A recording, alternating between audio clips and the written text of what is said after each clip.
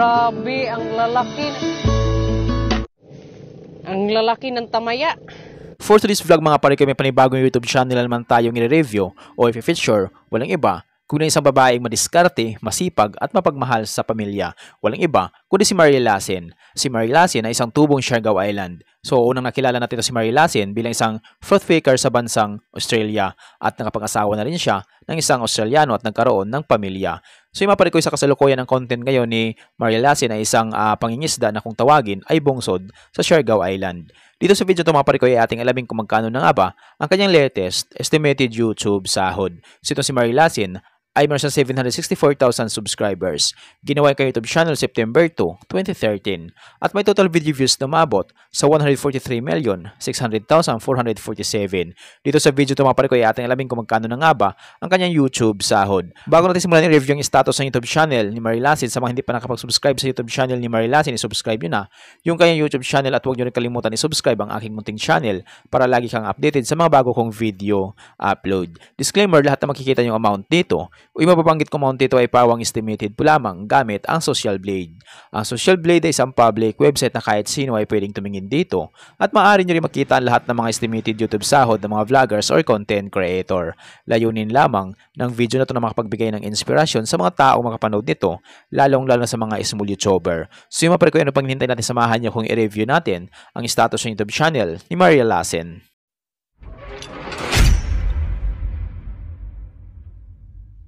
So yun mga pare ko, dito tayo ngayon sa official YouTube channel ni Mary Lassen dito sa Social Blade. So mayroon na siyang 278 uploads na video at yung kanyang subscribers ay umabot na sa 764,000 subscribers. So road 1 million subscribers na.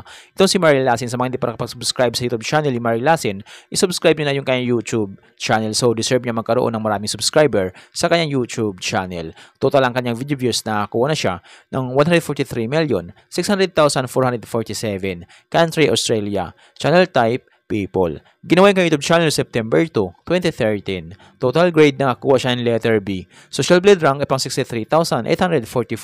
Subscriber rank ay pang 1,576. Video views rank ay pang 143,570. Country rank ay pang 348 na siya sa Australia bilang isang vlogger. People rank ay pang 1,188. So yun mga pare ko, nakakuha ng 36,000 subscribers ito si Mary Lassen. Tumaas ito ng 164.3% kumpara sa nakalipas na 30 days. At dito sa video views, nakakuha siya magit 11.6 million. Tumaas ito ng 130.6% kumpara sa nakalipas na 30 days. So mga pare ko, magandang yung tinakbo ng YouTube channel ni Mary Lassen dahil pares tumaas yung bilang subscribers at ganoon din yung kanyang video views. So yun mga pare ko, makikita natin dito kung gaano kalaki ang tinaas ng views ni Mary Lassen. So patunay lamang yan na talagang marami sumusubaybay kay Mary Lassen. So yun mga pare ko, dito naman tayo ngayon sa YouTube style sa Mary Lassen simula noong February 13 hanggang February 26, 2025. Dito natin makikita yung mga nadagdag niyang subscribers, video views, at yung kanya naman estimated earnings. So dito sa subscribers ni Mary Lassen, nakakuha siya ng 1,000 subscribers ng February 13, 2025. So halos araw-araw nakakuha si Mary Lassen ng tag 1,000 subscribers. At dito sa kanyang video views, makikita natin itong mga pare ko, na halos matataas rin naman yung mga nakukuhang video views ni Mary Lassen araw-araw. At dito sa kanyang estimated earnings mga pare ko, makikita natin dito yung araw-araw na kinikita ni Mary Lassen. So mayroon siya dito $80 up to $1,300, $306 up to $4,900, $243 up to $3,900, $66 up to $1,100, $52 up to $832, $43 up to $686. So yan yung posibleng kitain ni Mary Lassen sa kanyang YouTube channel araw-araw. Pero yung titingnan natin dito mga pare ko ay yung kanyang daily average at weekly average. So sa kanyang daily average, nakakuha nga siya ng 1,000 subscribers at may total video views tumabot sa 388,831.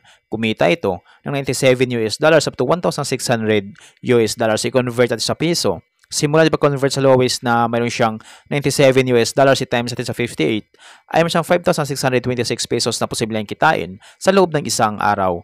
At kung mabot naman yung highest, tumabot sa $1,600 i-times natin sa 58 ay mayroon siyang 92,800 pesos na posibleng kitain sa loob ng isang araw. So yun mga pare ko, dito naman tayo ngayon sa kanyang weekly average. So sa kanyang weekly average, nakakuha siya ng 8,400 subscribers at may total video views na umabot sa 2,721,817. Kumita ito ng $680 up to $10,900. I-convert natin sa piso.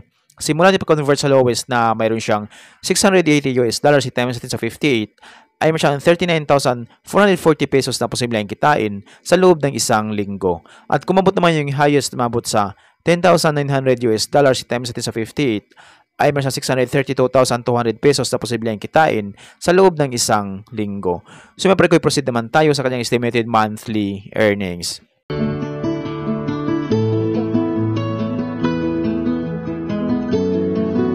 Grabe, ang lalaki ng tamaya. So yun mga parikoy, dito naman tayo ngayon sa kanyang estimated monthly earnings. So disclaimer po lamang mga parikoy, ang video na ito ay layunin lamang na makapagbigay ng inspirasyon sa mga tao makapanood nito, lalong-lalo na sa mga small YouTuber. Lahat na makikita yung amount dito o mababanggit ko amount ito ay pawang estimated po lamang gamit ang Social Blade. Ang Social Blade ay isang public website na kahit sino ay pwedeng tumingin dito at maaari nyo rin makikita ang lahat ng mga estimated YouTube sahod ng mga vloggers or content creator. Layunin lamang ng video na ito na makapagbigay ng inspirasyon sa mga tao makapanood nito, lalong-lalo sa mga small YouTuber. So maparikoy dito sa kanyang estimated monthly earnings ni Mary Lasin, mayroon siyang $2,900 at yung highest na may mabot sa $46,700 i-convert natin sa peso. Simula din pag-convert sa lowest na mayroon siyang $2,900 i-times natin sa 58 ay mayroon siyang 168,200 pesos na posibleng kitain sa loob ng isang buwan. At kung mabot naman yung highest na mabot sa $46,700 i-times natin sa 58 ay mayroon siyang 2,708,600 pesos na posibleng kitain sa loob ng isang buwan. So yung mapalikito yung highest ni Mary Lasin, sumabot lamang ito kapag once lahat ng mga viewers niya ay hindi nag-i-skip ng ads. So bihira lang yung mga viewers na hindi nag-i-skip ng ads kaya nito mabot ni Mary Lasin. So dito lang tayo babase sa lowest na mayroon siyang $2,900. Itong $2,900 na katumbas ng 168,200 pesos. So maaring doble lang ito or triple. So, yun yung posibleng kitain ni Mary Lasin sa kanyang YouTube channel sa loob ng isang buwan. Pero maaaring magbabago pa itong mga parikoy. Depende sa dami ng views na makukuha ni Mary Lasin. So, dahil ang sahod ng mga vloggers or content creator, nakadepende sa dami ng views, hindi sa dami ng subscribers. At laking tulong din yung mga viewers na hindi nag-i-escape ng ads. So, kapag once na hindi pa nag-i-escape ng ads, medyo lalaki ang YouTube sahod ng mga iniidolo nating vlogger. So, yun mga parikoy, deserve ni Mary Lasin na magkaroon siya ng maraming subscriber at malaking sahod sa kanyang YouTube channel. So, sa mga hindi pa nakapag-subscribe sa YouTube channel ni Mary Lasin, subscribe nyo na yung kanyang YouTube channel at huwag nyo rin kalimutan i-subscribe ang aking munting channel para lagi kang updated sa mga bago kong video upload. So dito mga parikoy, makikita natin dito yung estimated yearly earnings ni Mary Lasin. Mayroon siya dito $35,000 at yung highest na may mabot sa $559,900. So yun yung posibleng kitain ni Mary Lasin sa kanyang YouTube channel sa loob ng isang taon. So mga parikoy, dito natin babase sa lowest na mayroon siyang $35,000 na posibleng kitain ni Mary Lasin sa kanyang YouTube channel sa loob ng isang taon. So maparikoy, hanggang dito lang yung video natin. So kung mayroon kayong iniidolong vlogger na gusto nyo malaman kailang estimated YouTube sahod, paki-comment lamang sa comment section at gagawa natin ng ganitong klaseng ori ng video. At kung nagustuhan nyo ang video ito mga parikoy, huwag nyo pa sanang kalimutan mag-like, share at mag-subscribe sa munting channel na ito. Once again, this is Kabady Vlog. Peace out.